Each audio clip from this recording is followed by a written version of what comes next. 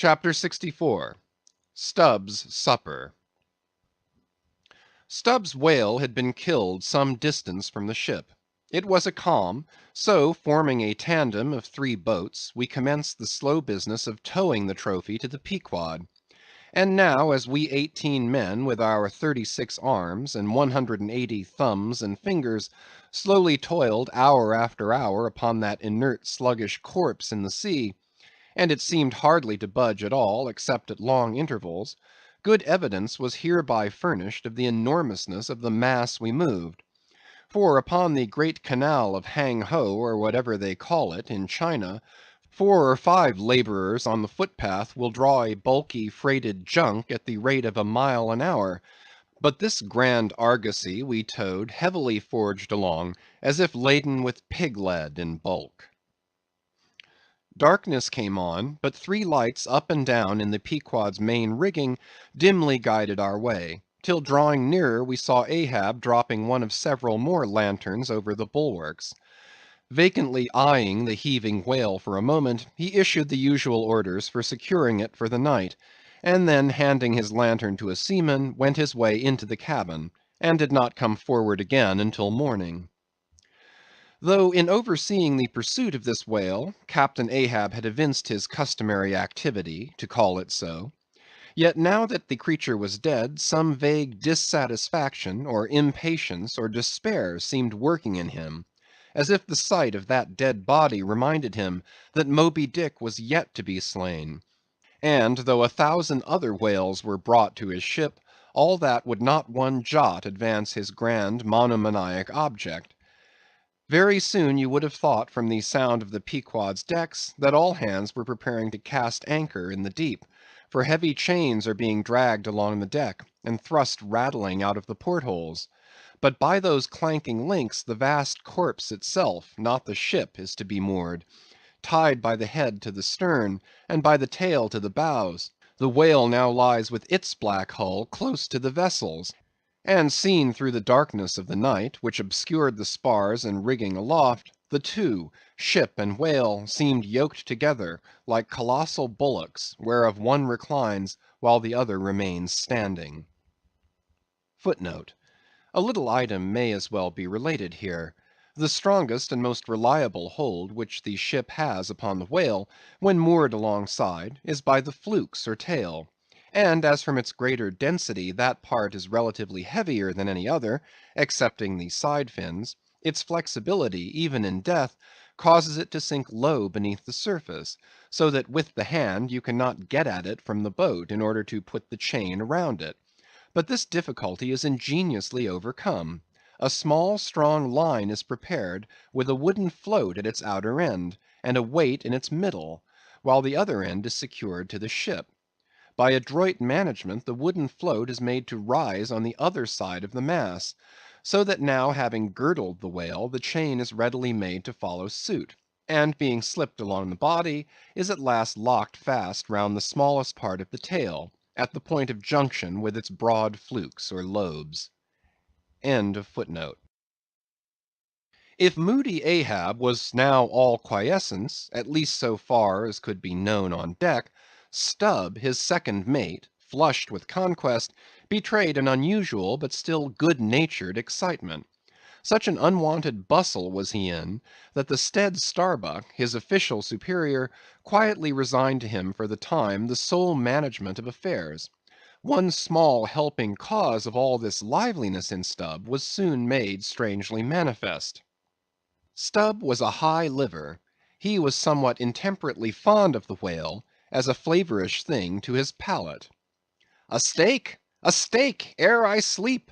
You, Daggoo, overboard you go, and cut me one from his small." Here be it known, that though these wild fishermen do not as a general thing, according to the great military maxim, make the enemy defray the current expenses of the war, at least before receiving the proceeds of the voyage, yet now and then you find some of these Nantucketers who have a genuine relish for that particular part of the sperm whale designated by Stubb, comprising the tapering extremity of the body. About midnight that steak was cut and cooked. and lighted by 2 lanterns of sperm oil, Stubb stoutly stood up to his spermaceti supper at the capstan head, as if that capstan were a sideboard.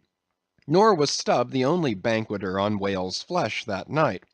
Mingling their mumblings with his own mastications, thousands on thousands of sharks, swarming round the dead Leviathan, smackingly feasted on its fatness.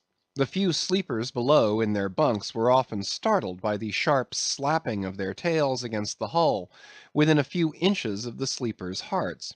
Peering over the side, you could just see them, as before you heard them, wallowing in the sullen, black waters, and turning over on their backs as they scooped out huge globular pieces of the whale of the bigness of a human head. This particular feat of the shark seems all but miraculous. How, at such an apparently unassailable surface, they contrive to gouge out such symmetrical mouthfuls, remains a part of the universal problem of all things. The mark that they thus leave in the whale may best be likened to a hollow made by a carpenter in countersinking for a screw. Though, amid all the smoking horror and diabolism of a sea fight, sharks will be seen longingly gazing up to the ship's decks, like hungry dogs round a table where red meat is being carved, ready to bolt down every killed man that is tossed to them. And though, while the valiant butchers over the deck table are thus cannibally carving each other's live meat with carving knives all gilded and tasseled, the sharks also, with their jewel-hilted mouths, are quarrelsomely carving away under the table at the dead meat. And though, were you to turn the whole affair upside down, it would still be pretty much the same thing; that is to say, a shocking, sharkish business enough for all parties.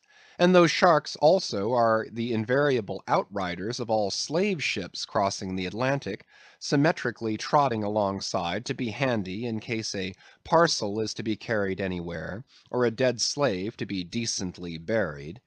And though one or two other like instances might be set down, touching the set terms, places, and occasions when sharks do most socially congregate, and most hilariously feast, yet there is no conceivable time or occasion when you will find them in such countless numbers, and in gayer or more jovial spirits, than around a dead sperm whale, moored by night to a whale ship at sea.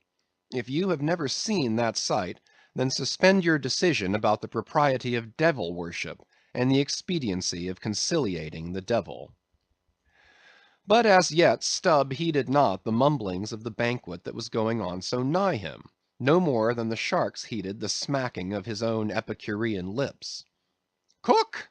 Cook! Where's that old fleece?" he cried at length, widening his legs still further, as if to form a more secure base for his supper, and at the same time darting his fork into the dish, as if stabbing with his lance. "Cook! You, cook! Sail this way, cook!"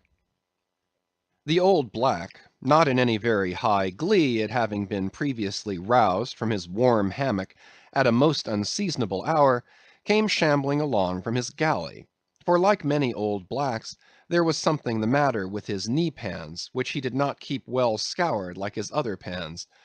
This old fleece, as they called him, came shuffling and limping along, assisting his step with his tongs, which, after a clumsy fashion, were made of straightened iron hoops.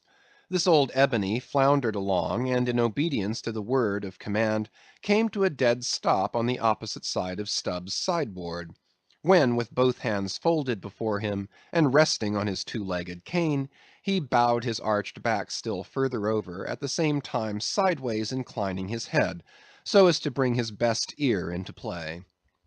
"Cook," said Stubb, rapidly lifting a rather reddish morsel to his mouth, "don't you think this steak is rather overdone? You've been beating this steak too much, cook; it's too tender. Don't I always say that to be good a whale steak must be tough? There are those sharks now over the side; don't you see they prefer it tough and rare? What a shindy they are kicking up! Cook, go and talk to 'em.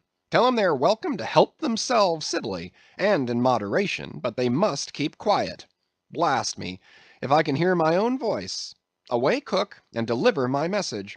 Here, take this lantern," snatching one from his sideboard. "Now then, go and preach to 'em." Sullenly taking the offered lantern, old Fleece limped across the deck to the bulwarks, and then, with one hand dropping his light low over the sea, so as to get a good view of his congregation, with the other hand he solemnly flourished his tongs, and leaning far over the side, in a mumbling voice, began addressing the sharks, while Stubb, softly crawling behind, overheard all that was said. Fellow critters, I's ordered here to say dat you must stop dat damn noise dere. You hear? Stop dat damn smacking of de lips. Massa Stubb say dat you can fill your damn bellies up to de hatchings, but by gor you must stop dat damn racket. Cook! Here interposed Stubb, accompanying the word with a sudden slap on the shoulder. Cook! Why, damn your eyes, you mustn't swear that way when you're preaching. That's no way to convert sinners, Cook. Who dat? Den preach to him yourself. Sullenly turning to go. No, Cook. Go on, go on. Well den, beloved fellow critters. Right! exclaimed Stubb approvingly. Coax 'em to it. Try that. And Fleece continued. Though you is all sharks, and by nature very woracious, yet I say to you, fellow critters, dat woraciousness top dat damn slapping of de tail. How you tink to hear, s'pose you keep up such de damn slapping and biting dere? Cook, cried Stubb, collaring him, I won't have that swearing. Talk to 'em gentlemanly. Once more the sermon proceeded. Your woraciousness, fellow critters, I don't blame you so much for. Dat is natur, and can't be helped. But to govern dat wicked natur, dat is de pint. You is sharks, sartain. But if you govern de shark in you, why den you be angel, for all angel is nothing more than de shark well governed. Now look here, bredren. Just try once to be civil, a helping yourselves from dat whale. Don't be tearing de blubber out of your neighbor's mout, I say. Is not one shark dood right as t'udder to dat whale? And by gor, none of you has de right to dat whale. Dat whale belong to some one else. I know some of you has berry brig mout, brigger than others. But den de big mouths sometimes have de small bellies, so dat de brigness of de mouth is not to swallow with, but to bit off de blubber for de small fry of sharks, that can't get into de scrouge to help themselves. Well done, old Fleece, cried Stubb. That's Christianity. Go on. No use going on. De damn willains will keep a scourging and a slapping each other, Massa Stubb. They don't hear one word. No use a preaching to such damn gluttons as you call 'em, till their bellies is full, and their bellies is bottomless. And when they do get 'em full, they won't hear you den, for den they sink in the sea, go fast asleep on de coral, and can't hear nothing at all, no more, for ever and ever. Upon my soul, I am about of the same opinion. So give the benediction, Fleece, and I'll away to my supper. Upon this, Fleece, holding both hands over the fishy mob, raised his shrill voice and cried, Cursed fellow critters, kick up de damnedest row as ever you can. Fill your damn bellies till they burst, and then die. Now, cook, said Stubb, resuming his supper at the capstan. Stand just where you stood before there, over against me, and pay particular attention.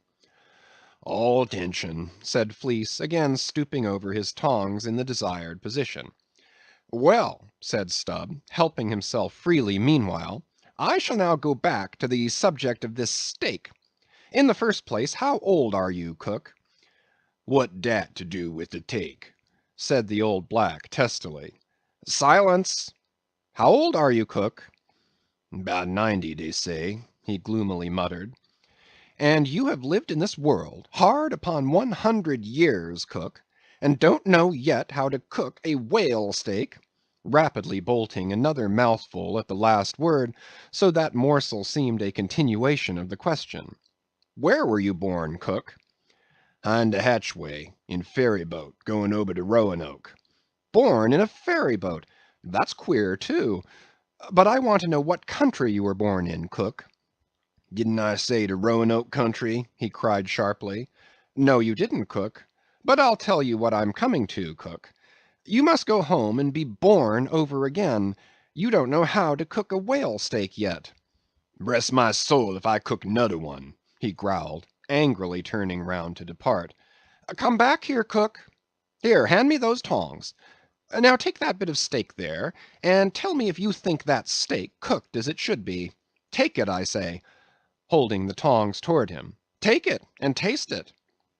Faintly smacking his withered lips over it for a moment, the old negro muttered, Best cooked steak I ever taste. Juicy, very juicy. Cook, said Stubb, squaring himself once more, do you belong to the church? Passed one once in Cape Town, said the old man sullenly. And you have once in your life passed a holy church in Cape Town, where you doubtless overheard a holy parson addressing his hearers as his beloved fellow creatures, have you, cook? And yet you come here and tell me such a dreadful lie as you did just now, eh? Said Stubb. Where do you expect to go to, cook? Go to bed very soon, he mumbled, half turning as he spoke. Avast! Heave to! I mean when you die, cook. It's an awful question. Now what's your answer? When this old black man dies, said the negro slowly, changing his whole air and demeanor, he hisself won't go nowhere, but some blessed angel will come and fetch him. Fetch him? How? In a coach and four, as they fetched Elijah? And fetch him where? Up there, said Fleece, holding his tongs straight over his head, and keeping it there very solemnly. So then, you expect to go up into our main top, do you, cook, when you are dead? But don't you know the higher you climb, the colder it gets? Main top, eh? Didn't say that at all, said Fleece, again in the sulks. You said up there, didn't you? And now look yourself and see where your tongs are pointing. But perhaps you expect to get into heaven by crawling through the lubber's hole, cook. But no, no, cook, you don't get there except you go the regular way, round by the rigging. It's a ticklish business, but it must be done, or else it's no go. But none of us are in heaven yet. Drop your tongs, cook, and hear my orders, do you hear? Hold your hat in one hand, and clap the other atop your heart, when I'm giving my orders, cook. What? That your heart, there? That's your gizzard! Aloft, aloft! That's it, now you have it. Hold it there now, and pay attention. All attention, said the old black, with both hands placed as desired, vainly wriggling his grizzled head as if to get both ears in front at one and the same time. Well then, cook, you see this whale steak of yours was so very bad that I have put it out of sight as soon as possible. You see that, don't you? Well, for the future, when you cook another whale steak for my private table here, the capstan, I'll tell you what to do, so as not to spoil it by overdoing. Hold the steak in one hand, and show a live coal to it with the other. That done, dish it, do you hear? And now tomorrow, cook, when we are cutting in the fish, be sure you stand by to get the tips of his fins, have them put in pickle. As for the ends of the flukes, have them soused, cook. There, now you may go. But Fleece had hardly got 3 paces off when he was recalled. Cook, give me cutlets for supper tomorrow night in the mid-watch. Do you hear? Away you sail then. Hello! Stop! Make a bow before you go. Avast! Heaving again. Whale balls for breakfast, don't forget. Wish, by gor, whale eat him, stead of him eat whale. I'm bressed if he ain't more of shark than Massa Shark hisself, muttered the old man, limping away, with which sage ejaculation he went to his hammock. Chapter 65. The Whale as a Dish. That mortal man should feed upon the creature that feeds his lamp, and, like Stubb, eat him by his own light, as you may say, this seems so outlandish a thing that one must needs go a little into the history and philosophy of it. It is upon record that 3 centuries ago the tongue of the right whale was esteemed a great delicacy in France, and commanded large prices there.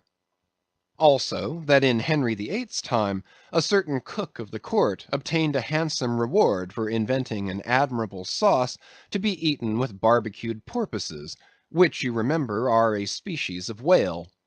Porpoises, indeed, are to this day considered fine eating. The meat is made into balls about the size of billiard balls, and being well seasoned and spiced, might be taken for turtle balls or veal balls. The old monks of Dunfermline were very fond of them. They had a great porpoise grant from the crown. The fact is, that among his hunters at least, the whale would by all hands be considered a noble dish, were there not so much of him.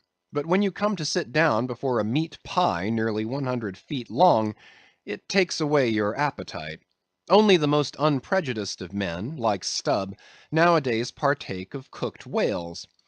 But the Esquimaux are not so fastidious. We all know how they live upon whales, and have rare old vintages of prime old train oil. Zogranda, one of their most famous doctors, recommends strips of blubber for infants, as being exceedingly juicy and nourishing. And this reminds me that certain Englishmen, who long ago were accidentally left in Greenland by a whaling vessel, that these men actually lived for several months on the mouldy scraps of whales which had been left ashore after trying out the blubber. Among the Dutch whalemen these scraps are called fritters, which indeed they greatly resemble, being brown and crisp, and smelling something like old Amsterdam housewives' doughnuts or olykoeks when fresh. They have such an edible look that the most self‐denying stranger can hardly keep his hands off. But what further depreciates the whale as a civilized dish is his exceeding richness. He is the great prize ox of the sea, too fat to be delicately good. Look at his hump, which would be as fine eating as the buffalo's, which is esteemed a rare dish, were it not such a solid pyramid of fat. But the spermaceti itself, how bland and creamy that is! Like the transparent, half jellied white meat of a cocoanut in the third month of its growth, yet far too rich to supply a substitute for butter. Nevertheless, many whalemen have a method of absorbing it into some other substance, and then partaking of it. In the long try watches of the night it is a common thing for the seamen to dip their ship biscuit into the huge oil pots and let them fry there awhile. Many a good supper have I thus made. In the case of a small sperm whale, the brains are accounted a fine dish. The casket of the skull is broken into with an axe, and the two plump whitish lobes being withdrawn, precisely resembling two large puddings, they are then mixed with flour and cooked into a most delectable mess, in flavor somewhat resembling calves' heads, which is quite a dish among some epicures. And every one knows that some young bucks among the epicures, by continually dining upon calves' brains, by and by get to have a little brains of their own, so as to be able to tell a calf's head from their own heads, which indeed requires uncommon discrimination. And that is the reason why a young buck with an intelligent looking calf's head before him is somehow one of the saddest sights you can see. The head looks a sort of reproachfully at him, with an et tu, Brute expression. It is not perhaps entirely because the whale is so excessively unctuous, that landsmen seem to regard the eating of him with abhorrence. That appears to result in some way from the consideration before mentioned, i.e., that a man should eat a newly murdered thing of the sea, and eat it too by its own light. But no doubt the first man that ever murdered an ox was regarded as a murderer. Perhaps he was hung, and if he had been put on his trial by oxen, he certainly would have been, and he certainly deserved it, if any murderer does. Go to the meat market of a Saturday night, and see the crowds of live bipeds staring up at the long rows of dead quadrupeds. Does not that sight take a tooth out of the cannibal's jaw? Cannibals? Who is not a cannibal? I tell you, it will be more tolerable for the Feejee that salted down a lean missionary in his cellar against a coming famine; it will be more tolerable for that provident Feejee, I say, in the day of judgment, than for thee, civilized and enlightened gourmand, who nailest geese to the ground, and feastest on their bloated livers in thy pâté de foie gras. But Stubb, He eats the whale by its own light, does he? And that is adding insult to injury, is it? Look at your knife handle there, my civilized and enlightened gourmand, dining off that roast beef. What is that handle made of? What but the bones of the brother of the very ox you are eating? And what do you pick your teeth with after devouring that fat goose?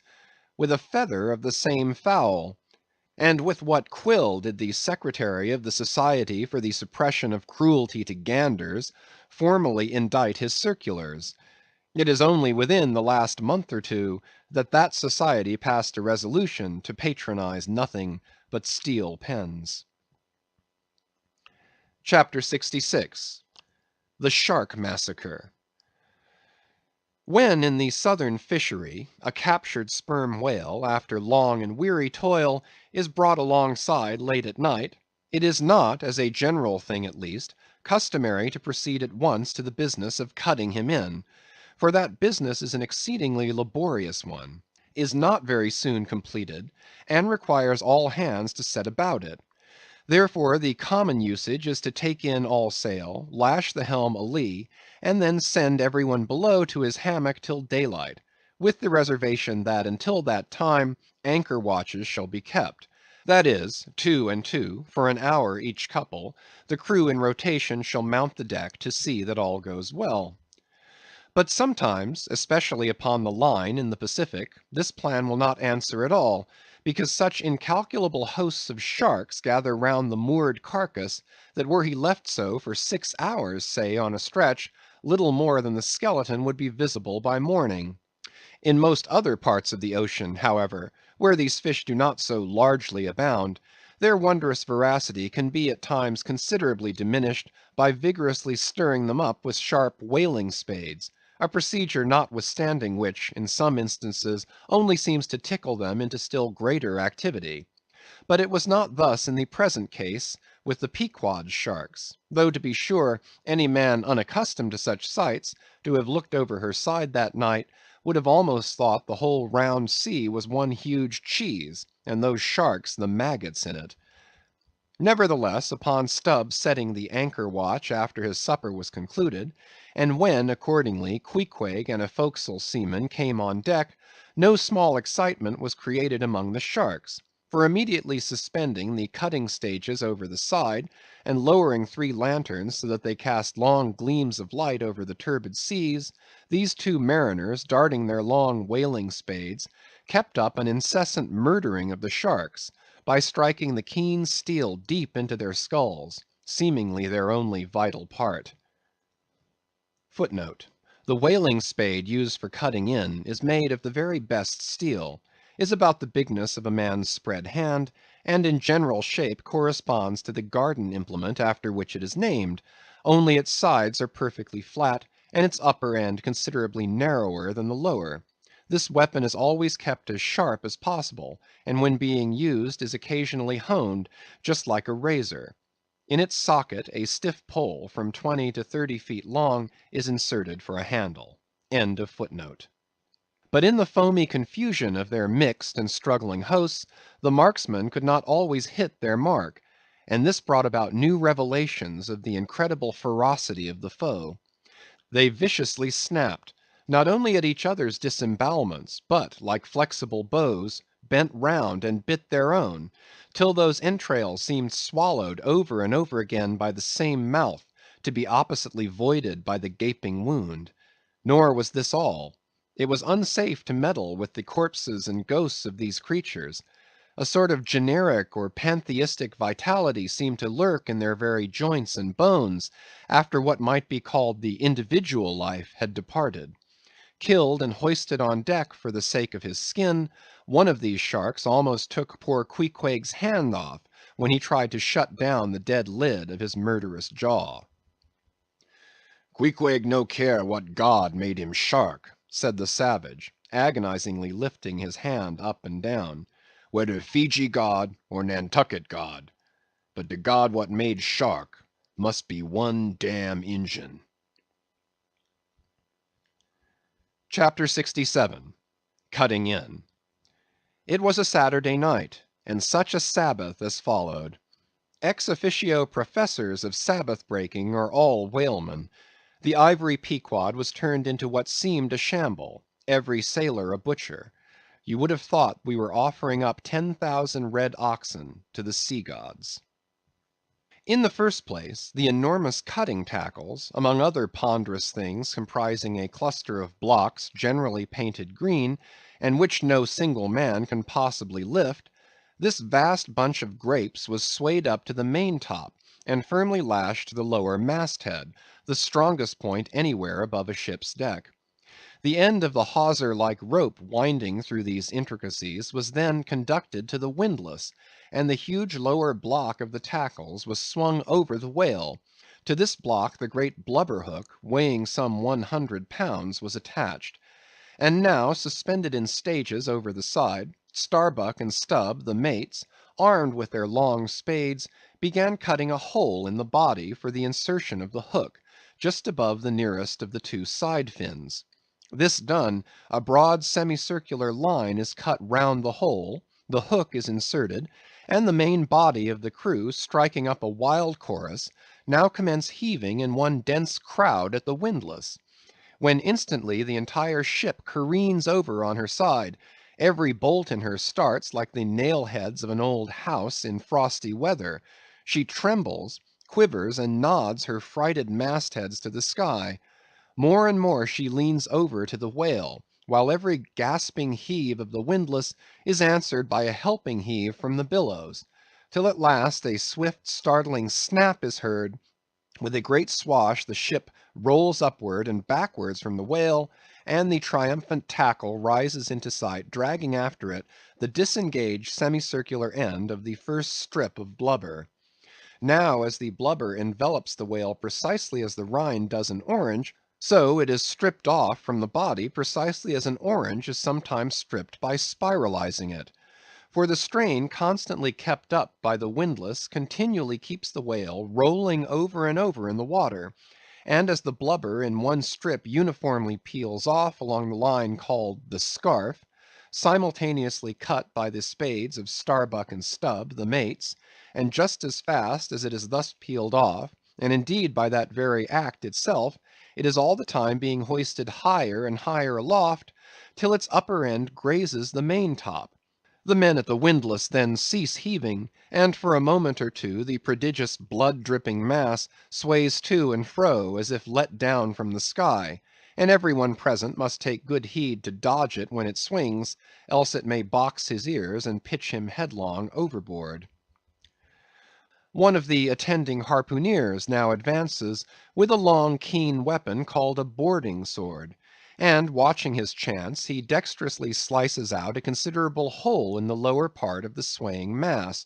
Into this hole, the end of the second alternating great tackle is then hooked, so as to retain a hold upon the blubber, in order to prepare for what follows; whereupon this accomplished swordsman, warning all hands to stand off, once more makes a scientific dash at the mass, and with a few sidelong, desperate, lunging slicings, severs it completely in twain; so that while the short lower part is still fast, the long upper strip, called a blanket piece, swings clear, and is all ready for lowering. The heavers forward now resume their song, and while the one tackle is peeling and hoisting a second strip from the whale, the other is slowly slackened away, and down goes the first strip through the main hatchway right beneath, into an unfurnished parlor called the blubber room. Into this twilight apartment, sundry nimble hands keep coiling away the long blanket piece as if it were a great live mass of pleated serpents. And thus the work proceeds, the two tackles hoisting and lowering simultaneously, both whale and windlass heaving, the heavers singing, the blubber room gentlemen coiling, the mates scarfing, the ship straining, and all hands swearing occasionally, by way of assuaging the general friction.